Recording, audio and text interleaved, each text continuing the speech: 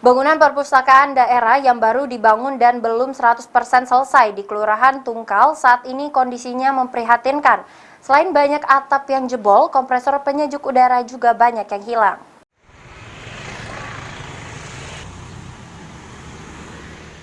Keberadaan bangunan baru perpustakaan daerah di Kelurahan Tungkal yang menelan anggaran senilai kurang lebih 7 miliar rupiah, kondisinya memprihatinkan.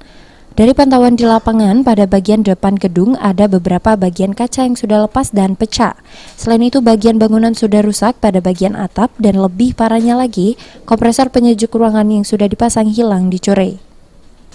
Menurut keterangan pengawas pekerja, saat ini pihak kontraktor sedang melakukan penyelesaian pekerjaan yang masih belum diselesaikan, seperti pengecatan, pemasangan granit lantai, serta plester dinding di beberapa titik.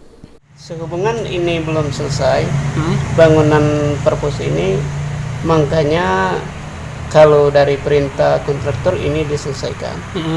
Walaupun masih banyak yang belum diselesaikan, masih ada dugaan kekurangan. Insya Allah menurut perintah seorang kontraktor ini akan diselesaikan dengan baik. Sekarang ini dalam proses penyelesaian atau gimana, Pak? Ini dalam proses penyelesaian ini, Pak. Penyelesaian. Iya. Untuk targetnya sendiri kapan kira-kira Penyelesaian. Kalau target tuh mungkin bulan-bulan ini selesai, mungkin targetnya, oleh karena dikit-dikit lagi. Sekarang ini masalah pengecatan, pemasangan granit tinggal 5 buah lagi tadi. Kedua ada plasteran 3 titik lagi.